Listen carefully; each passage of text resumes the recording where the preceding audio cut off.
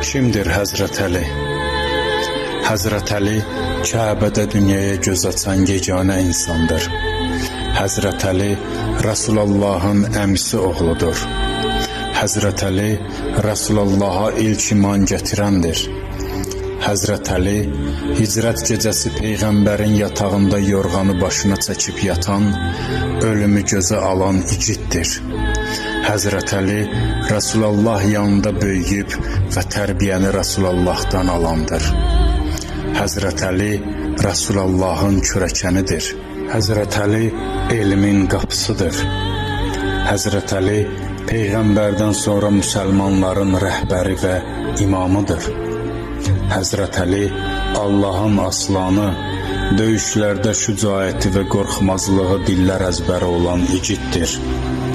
Həzrət Əli rukuda zəkat verən və səzdədə zərbətlənib şəhadətə çatan şəxsdir. Həzrət Əli 11 imam atasıdır. Həzrət Əli katibi Qur'andır. Həzrət Əli möminlərin əmiridir. Həzrət Əli yetimlərin pənahıdır.